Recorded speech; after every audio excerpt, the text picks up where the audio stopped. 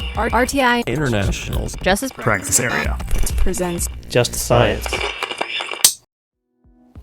Welcome to Just Science, a podcast for justice professionals and anyone interested in learning more about public health, innovative technology, current research, and actionable strategies to improve the criminal justice system. In episode 2 of our economic empowerment season, Just Science sat down with Lenore Shaffer of Restore NYC, Tiffany McGee of Survivor Ventures, and Laura Hackney of Anti-Trafficking, who are experts in the anti-trafficking field, to discuss their economic empowerment work. Economic empowerment programs include skill building, job training, and career development for people who have experienced human trafficking. These programs seek to overcome barriers many survivors experience in the workforce and set them on a path for long-term economic mobility. Listen along as Tiffany, Lenore, and Laura talk about their programs, common barriers survivors encounter, and practical solutions for supporting survivors' economic empowerment journey. This season is funded by the Human Trafficking Policy and Research Analyses Project. Some content in this podcast may be considered sensitive and may evoke emotional responses or may not be appropriate for younger audiences. Here's your host, Shawnee Basie.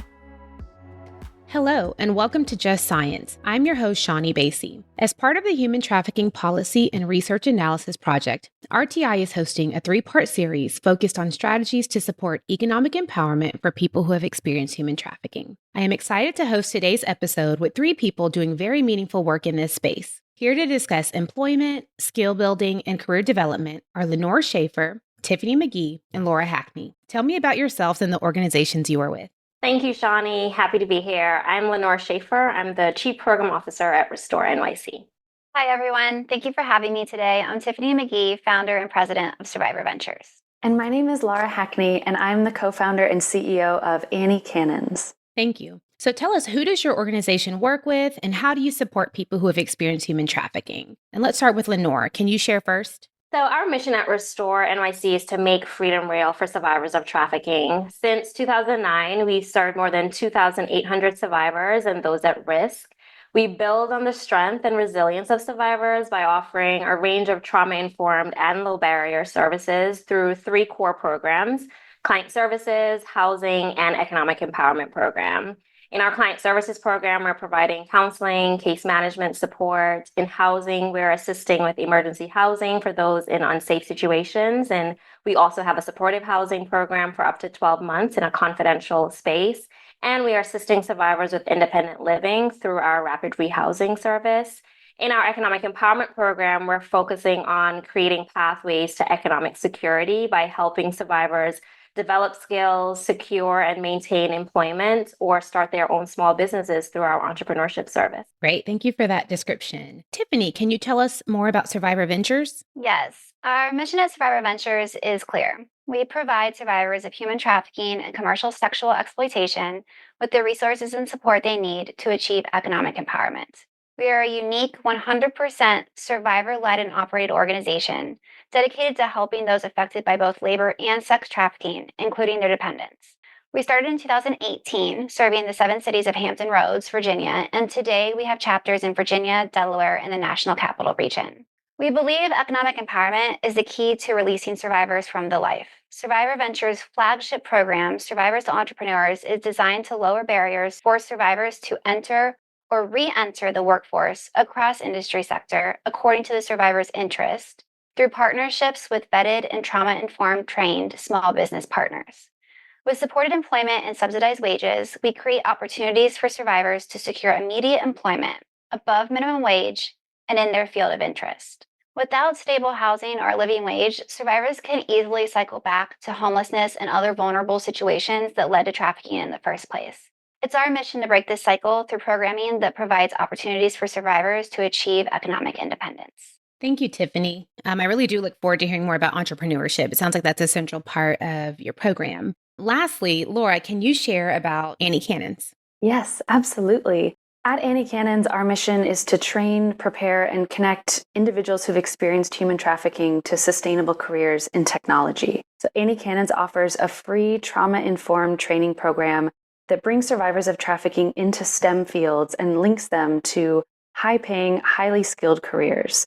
And we know that financial independence is one of the most critical factors in a survivor's healing journey. And in many instances, a job training program that centers survivors' unique needs and leads to high-wage career opportunities can mean the difference between reexploitation and economic stability. Annie Cannons uses a supportive framework to help survivors build their technical skills, confidence, professional networks, and career skills. And we also partner with other organizations working with survivors for referrals and student support. And we partner with companies for direct placement of our students from our program. So what a terrific range of experts that we have here today. So thank you for being with us. Your organizations each address economic empowerment, specifically employment, skill building, and career development with different approaches. What employment or career development needs does your program address? Lenore, maybe you can start us off by describing your work at Restore. So at Restore, our program tackles several key employment and career development needs for survivors of trafficking. So the first is our job readiness class. We offer an 8-week group job readiness training service that's tailored to survivors, and it's not just covering the basics like communication, resume building, or interviewing skills, but also covering essential topics such as workers' rights and the impact of trauma and how to cope with stress. We're teaching them how to recognize triggers and use healthier coping strategies, which is so crucial given that many survivors' past experiences with work. After completing our job readiness training, survivors get ongoing individual support for job placement. We connect them with job opportunities through our network of vetted business partners, and we're offering trauma-informed workplace training to those business partners with partners' help.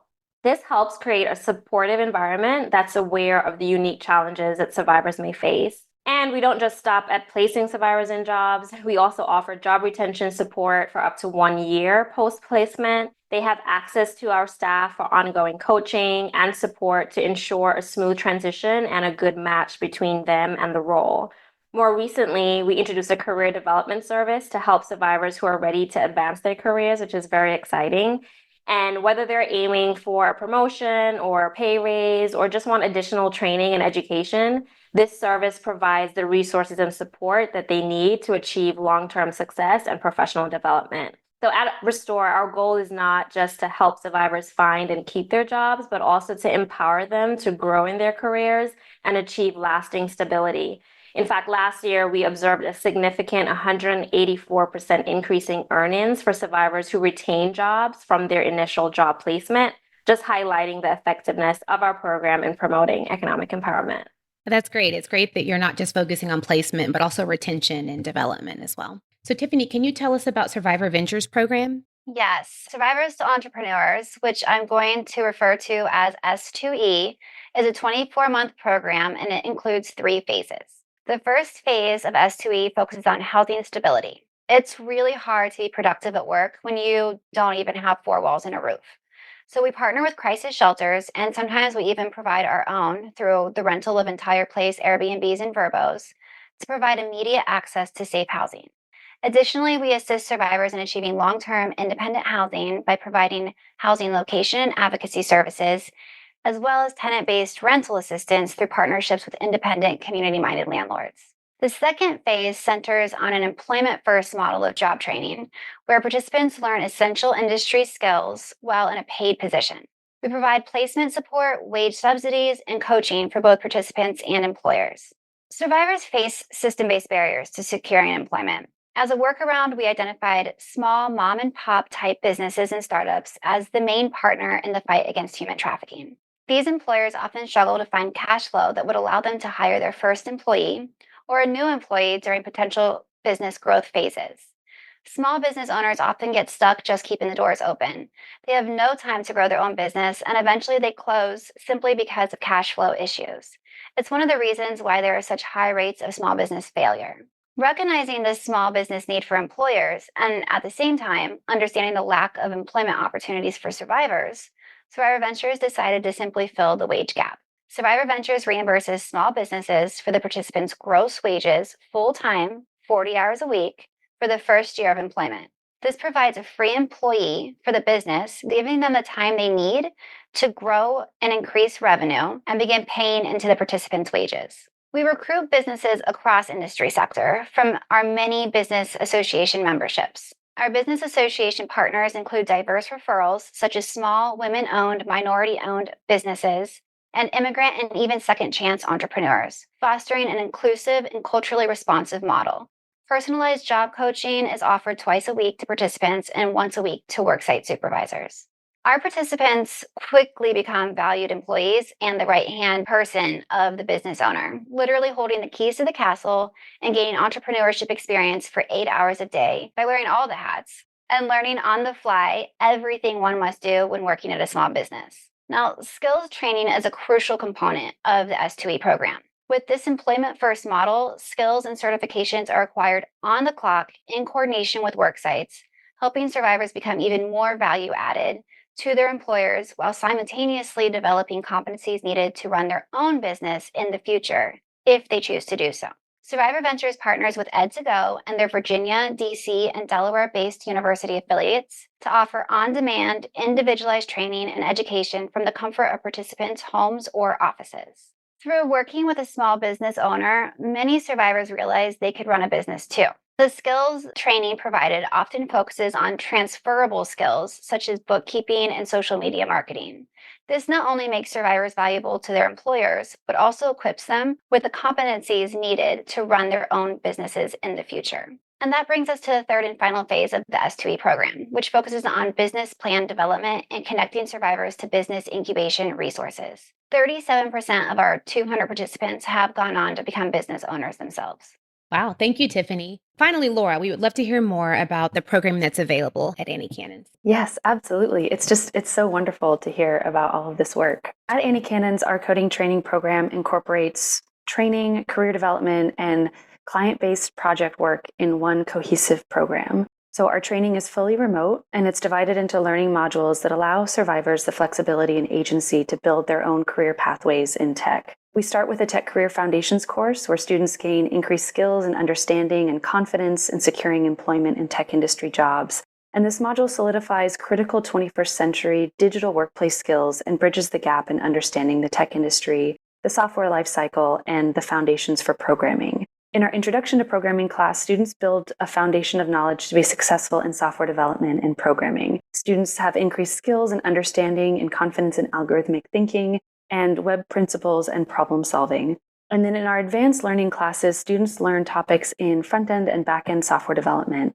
And these modules incorporate project-based learning, which allows students to apply skills in active client projects, where they can grapple with coding challenges, discover and test solutions, and interact with structured teams. Students contribute code, they attend technical meetings such as stand-ups, sprint reviews, and retrospective meetings, and they work on real projects in the structure of real tech companies, so they're better prepared for future roles as well as job interviews. Participants also have access to one-on-one coaching from mentors, our student success manager, and our career development manager. Students develop resumes and portfolios, prepare for technical interviews, and build confidence for the workplace through time management, professional communications, and self-directed learning. We also focus on social and emotional learning outcomes, and we help our students do things like embracing learning, think about how they collaborate in community and overcome imposter syndrome, and we also work on how people can build stress tolerance. And then Annie Cannon's partners with companies like Accenture and Intuit for direct student placement for jobs after completing the program. And then our mentorship program and a network of alumni of the coding training program help to facilitate knowledge exchange and build meaningful connections to help accelerate personal and professional growth in the tech industry. And we really feel that by investing in these community connections and career development activities, we're ensuring that individuals continue to grow and learn once they're placed at tech companies. You all are doing a lot of good work, and so that's really exciting to hear. I do want to shift gears a bit. We know that survivors of trafficking often are excluded from many sectors, right? In the employment field. So what are some of the barriers that survivors may experience when they're trying to maintain or obtain employment? And how do the programs that you all have address these barriers? Good paying jobs that keep one from being vulnerable to re-trafficking are scarce. Like many marginalized communities, many survivors struggle to compete for available positions due to structural racism, lack of formal job experience, and having a criminal history. Absolutely. Having a criminal history is a barrier that many of our participants face when seeking employment. At Annie Cannon's, we partner with organizations that support our participants in efforts towards criminal record relief, including expungement and vacatur. Yeah, and in addition to that, at Survivor Ventures, we've found that when we subsidize wages, it encourages employers to overlook traditional employment barriers like a criminal record. In addition to ongoing recruitment through business association partners and networking opportunities and events, we sometimes actively recruit, vet, and train an S2E worksite partner after meeting the survivor and understanding their unique goals and employment needs. This approach has enabled us to find workplaces that can accommodate survivors with disabilities, transportation barriers, childcare challenges, and limited English proficiency. Absolutely. I'm glad you brought that up because English language fluency is a significant barrier for many of our clients at Restore. Most jobs are requiring at least basic to intermediate English skills, but learning English takes time, right? ESL classes often require a part-time to a full-time commitment and are meeting multiple days a week for several hours. And while these classes are usually free, attending them often means you cannot work, creating this catch-22 situation, right? You need to learn English to get a job, but you need to get a job to get by. So our program at Restore partners closely with ESL providers, and we are referring clients to these services, but the time commitment remains a significant challenge. And Tiffany, you also mentioned childcare challenges, which is such a widespread issue in this country. The cost is a huge obstacle for parents wanting to work. Our counselor advocates at Restore help clients access childcare assistance through New York City, but this also usually takes time, right? So to cover the gaps, we at Restore, we're prioritizing having funds available as resources allow to help us cover or assist clients with childcare in the form of a subsidy. Additionally, since the trauma occurred in a so-called work environment, right, that was unsafe, exploitative, and not really work at all, it can also be extremely difficult for someone to return to work, especially if they've never had a positive work experience, whether due to sex trafficking or labor trafficking. So that's why, our job readiness class, like I mentioned, includes information on trauma, identifying triggers, and coping mechanisms. We want to normalize and validate the challenge of returning to work for survivors and provide support for a year to help with retention because it is a challenge. Yeah, I absolutely agree. At Survivor Ventures, we have hypothesized that a trauma-informed approach to gainful employment may be the most critical service required to reduce rates of relapse to the life, particularly for a population desensitized to work being a painful and traumatic experience. Conventional managerial processes like timekeeping can be triggering. In addition to supporting the survivor in this area, we believe that a trauma-informed approach is critical from the employer side as well. We ensure trauma-informed training and vetting before partnering with any employer. Yeah, absolutely. Partnering with organizations that train companies on trauma-informed practices is so critical to building out our network of employers aware of the ways in which the workplace can be triggering. We're also focusing on ensuring our training program itself is trauma-informed and accessible to diverse participants. So we're building a new curriculum methodology. So excited about it. And it's a structure that seamlessly blends trauma-informed principles, rigorous accessibility standards with Bloom's taxonomy, a way of organizing cognitive skills to support learning. And this unique approach ensures that learners receive comprehensive, empathetic education tailored to their individual needs, while promoting cognitive development through structured progressive learning stages. And by prioritizing accessibility, the curriculum guarantees that all learners, regardless of their backgrounds, have equal opportunities to succeed in advanced technology fields. You all bring up some really great strategies to address some of the barriers that survivors are facing today. With that, though, what are some of the biggest successes that you've experienced in your programming? An innovative strategy we've piloted at Restore is providing direct assistance in the form of scholarships. So we first piloted this in 2021, and since then, we've distributed no strings attached cash assistance to help survivors upskill and advance their careers. This support has enabled them to secure new roles in areas of interest and increase their earning potential. When we followed up with clients 1 year later, we found a 54% increase in annual earnings among those who received cash assistance, and this increase is attributed to the promotions and the new job opportunities that resulted from their training and education endeavors. Higher education and professional development opportunities are often out of reach for many survivors due to the cost. So we found at Restore that cash assistance is a critical need, and it's been a huge benefit in helping survivors achieve long-term independence and economic security. One of the biggest successes we've seen at Survivor Ventures is our Survivors to Entrepreneurs program participants graduating from the program and starting their own businesses, and then hiring their first employee through S2E. It really doesn't get much better than that. And this was really always our vision. We believe that through this program, we can create a community of survivor entrepreneurs free from exploitation who create economic opportunity for future vulnerable populations, resulting in an environment inhospitable to human trafficking by significantly driving down supply. Yeah, and I think our product-based learning has been one of our biggest successes at Annie Cannon's. In our software shop, we've designed opportunities for our students to build their portfolios and their incomes without having to confront many of the barriers to entrance at technology companies. And our student developers have worked on over 100 software projects and earned over $3.3 million in income building software. And furthermore, we've been able to foster partnerships with hiring companies, leveraging those internal software shop experiences to deliver the comprehensive training that the industry needs. And this holistic approach to economic empowerment has facilitated smoother career transitions for our trainees. And we're seeing 75% of students being directly hired or accepted into paid apprenticeship programs, pursuing higher level degrees in computer science, or starting their own software businesses. It's exciting to hear about these unique approaches to programming. What innovative approaches in the economic empowerment space are you most excited about right now? So one of the things I'm most excited about is financial inclusion and literacy programs. At Restore, we've realized how crucial financial literacy is as part of our low barrier and trauma-informed model. It's not just about understanding credit scores, although that's important. It's also about understanding someone's relationship with money, right?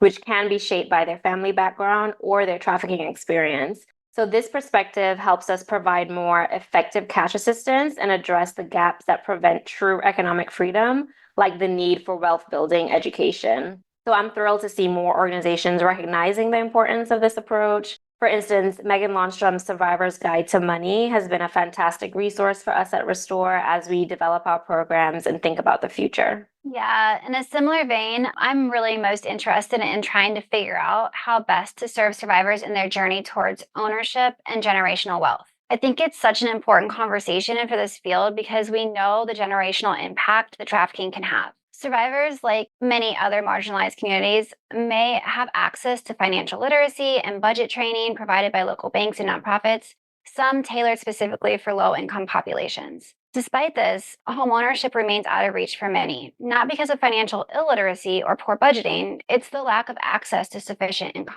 When you consider the disparity between minimum wage and fair market rent, it becomes evident why survivors and other marginalized populations are trapped in a cycle of high rent. They simply cannot afford not to rent. Home ownership should be accessible to everyone, not just the wealthy or those with good credit. So I'm really interested right now in developing programming and learning from existing programs that have been successful in addressing that, ownership and the creation of wealth. You all are doing so much to advance economic empowerment for survivors. As we wrap up, is there one thing that you would like to leave listeners with? I would say the key takeaway I want to leave listeners with is that economic empowerment is a long-term journey. There is a lot of unlearning and relearning involved. To truly make an impact and reduce the risk of re-trafficking or further exploitation, we need to think long-term in our strategies. It's about more than immediate support. It's not just a job. It's about sustained growth and independence. That's a great note to leave on today. So Lenore, Tiffany, Laura, I've enjoyed learning from you, and more importantly, thank you so much for the work you are doing. It has been a pleasure discussing how each of you and your organizations are addressing economic empowerment for those who've experienced human trafficking. Thank you for joining us today. To learn more about the work that our guests are doing or the Human Trafficking Policy and Research Analysis Project, view the links in the episode description. I'm Shawnee Basie, and this has been another episode of Just Science. Next week, Just Science will sit down with Megan Lundstrom, the inaugural director of the Polaris Project's Resilience Fund, to discuss different types of direct financial assistance and the benefits these programs have for people who have experienced human trafficking. The views expressed in this podcast belong to the participants and do not necessarily reflect the views or policies of the Office of Planning, Research, and Evaluation, the Administration for Children and Families, or the U.S. Department of Health and Human Services.